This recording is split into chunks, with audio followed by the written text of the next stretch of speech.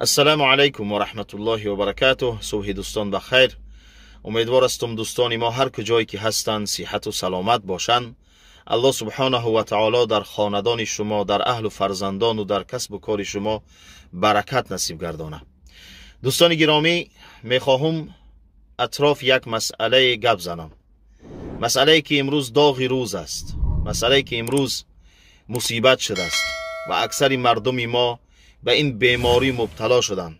حتی بعضی از دوستان و رفیقا را دیدیم که مردم خوب بودند، مسلمان بودند، اهل نماز بودند، کارهای خیر میکردند، ولی در روزهای آخر همین کثرت خبیث یعنی حرامی اونها را هم تأثیر کرده است و این به این بیماری مبتلا شدند. و این مسئله قمار است. قمار دوستان گرامی، قمار با نص صریح قرآن، با سنت رسول الله صلی الله علیه و سلم، با اجماع امت اسلامی حرام است. الله سبحانه و تعالی در قرآن در سوره مائده به مؤمنان خطاب میکنه: یا ایها الذین آمنوا انما الخمر والمیسر.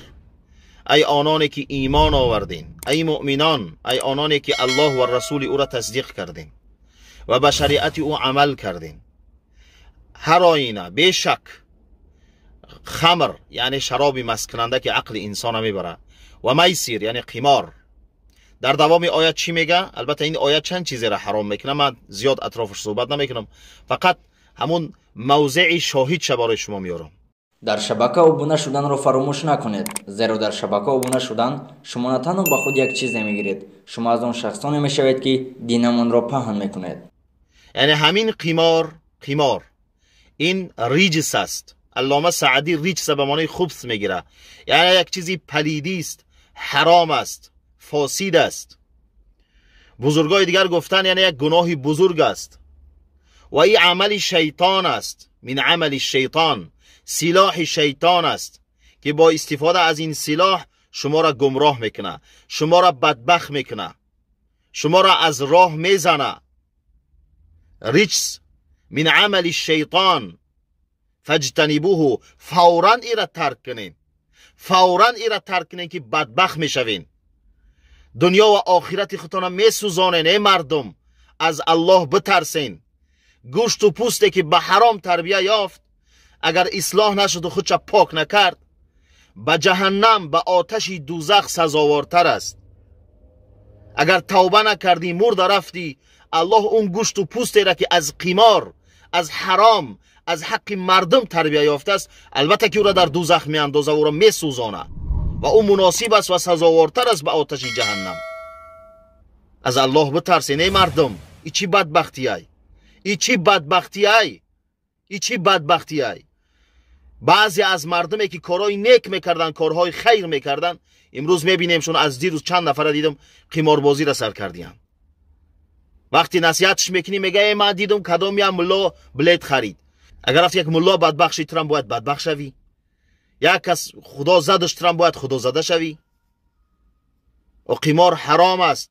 اما قماربازا، کسایی که امروز قمار به طریق آنلاینی جامعه دیگر پوشاندن، وای را کنکورس نام کردن، وای را رازگرش نام کردن، میرن یک ماشینی پوسیدگی را از دست یک نفری که به سودا نمیرن میگیرن، او را یک کرسکش میکنن، چارجاش او را میفروشن. قسم به الله واضح براتون میگم، هر چیزی که دارن از حساب قمار به دست آمده است حرام است. خانه ای را که از حساب قمار خریدن او حرام است. ماشینای قیمتی را که از حساب قمار خریدن حرام است. لباس هایی که در بدن دارن از حساب قمار خریدن حرام است.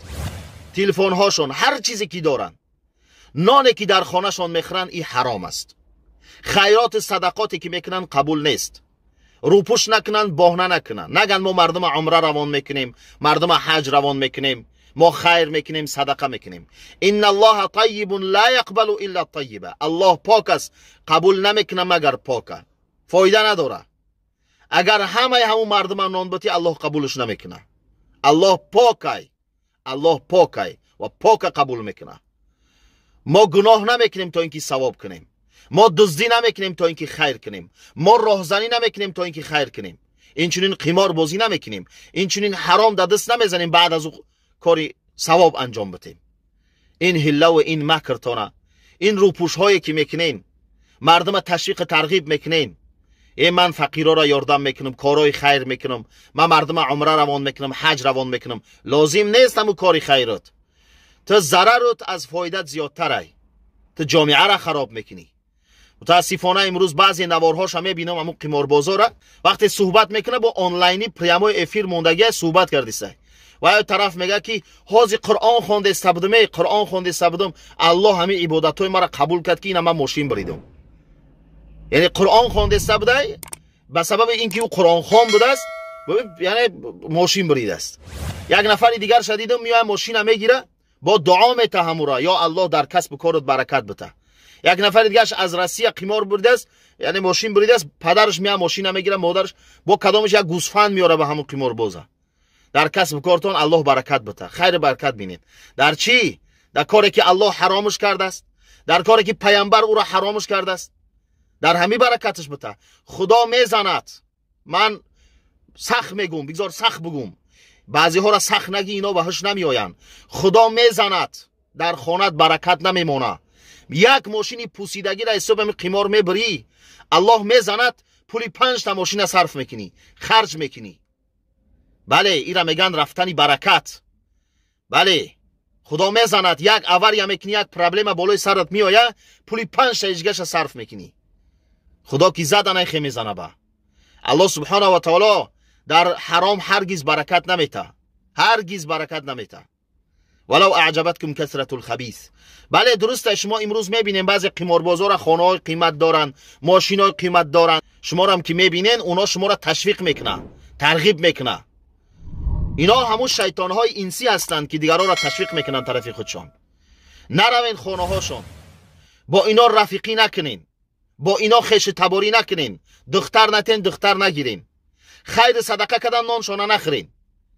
درست نیست، حرام است خوردنش، حرام است. اینا فاسقای مجاهر هستند، اینا از کار گناه خود شرم نمیکنن. او زمانهای قبلی قماربازا رفته در یک خانه پنهان شده قماربازی میکردن، شرم میکردن. بعدتر کازینو ساختن، امرا بین خود بازی میکردن. حالا اینترنت یعنی طریق در شبکه‌های مجازی اینا از گناه خود شرم نمیکنن، اینا حیا ندارن، اینا غیرت ندارن. دیروز یک نفر شدیدم، یکی از برادر و دوستا همون یوتیوب کانالش روان کرد، زن شمانده در هم پخش مستقیم آنلاینی، زن شمانده، زنش بلیت فروخته است. با اوجا گپش میتن بیا شیناس شویم، اما شو دارم مردن همون شوهرت بهتر، همین بیغیرتی دیوس. بله چیزی حرام، چیزی که به حرام تربیت یافت او بیغیرت میشوه. شوهرت که حرام خورده است او غیرت نداره. حرام انسان بیغیرت میکنه، انسان بیناموس میکنه. دین شو و ناموس شو هر چیزی داره میفروشه دیگه. او در سودا میمونه. بیغیرتن اینا مرد نیستن، اینا غیرت ندارن. برای چی؟ برای گوشت و پوستشان به حرام تربیت یافته است. و الا مرد باشی چگونه زن تمیمونی که بلد بفروشه، با زنی جوان با خنده میکنه ایما شو دارم. مردن همه خیلی شو بهتر، مردنش بهتر. این مرد نیست، این کپیای مرده. ایرا کپیای مرد میگن. اما پیامبر صلی الله علیه و سلم میگه از جمله نشانه های قیامت مردهای میان که اشباه الرجال، یعنی شباهت به مردی دارن، اینا مرد نیستن. در کانالاشون آبونه نشوین، لایک نمانین، کامنتر ننویسین، رکلام نکنین، بلیت نخرین، نامه اعمال خودتون سیاه نکنین. خدا میزنه. ای برادر از خدا بترس، الله میزنه. غضب الله بالاتون واجب نگردانین، غضب الله بالاتون واجب نگردانین. الله سبحانه و تعالی مهلت میته ولی به جزا نمیمونه. یه روز نه روز جزا تمیته. از الله بترسیم. این چی بدبختیه. دیروز یک خواهر نوشته است در همین اینستاگرام نوشته است، در سبشینی نوشته است که ای برادر همین قماربازا را یک نصیحت کن. همین خودمان مردمی فقیر و بیچاره هستیم، 4 تنگایی که میاویم شومده را گرفته برده در بوکمیکر میمونه. یگان چی ببرم گفته در همون فوتبال رو نمیفهم بوی بیس پراویل میزنن چی میزنن، ولی میگه خدا زد استش هیچ وقت نمیبره. دایم میگه همین پولا میبره میتو قشاق شدیم، نانی خوردن نداریم. نانی دهنای کودکای مرا گفته برده، نانی دهنی کودکای مرا گرفته برده در بوکمیکر میمونه. اینا میگن بدبختی، اینا میگن مصیبت. حرام است ای مردم. اگر تمام مولوی و فتوا بتن بگه قمار حلال است، حلال نمیشه، او حرام است، چیزی که به نص صریح قرآن ثابت شده است. لا اجتهاد فی مورد النص، هیچ کس حق نداره حرام کرده الله حلال بگه، هیچ کس حق نداره ایرا. ولی یک دیگه شد دیدم یک روز، فکر کنم میشناسینش، معروف است، میگه چه کنکورسی حلال، کنکورسی حلال. کدام کنکورسی حلال؟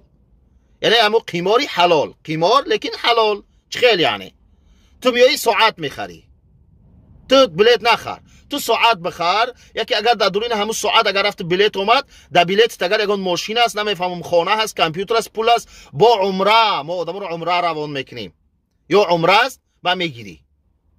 نام شماندیان کنکورسی حلال. شراب نامش دیگر کردن و فروختنش، ودکا و آبی گندم نامش کردن، لیکن اما علت در او وجود داره، اما حرام است، حرام باقی میمانه، علت در او هست. برای روپوش کردن نامش تغییر دادن، نامش ماندن کنکورسی حلال. با چی؟ ما مردم گفتیم که شما بلیت خری نه، شما ساعت خری بیاین. تا همین لحظه را چند تا ساعت میفروختی؟ چند تا ساعت میفروختی؟ حالا چند تا ساعت فروختی؟ ساعتات همش فروختی نه؟ خودش همین دلیل واضح هست که مردم ساعت خری نه، مردم بلیت خری میآیند. اصلا همون ساعت شاید نیاز نداشته باشن، شاید همون ساعت هم میپرته در پدولش، اصلا نمیمونش در دیوارش، اصلا استفادهش نمیکنه، مقصدش بلیت های.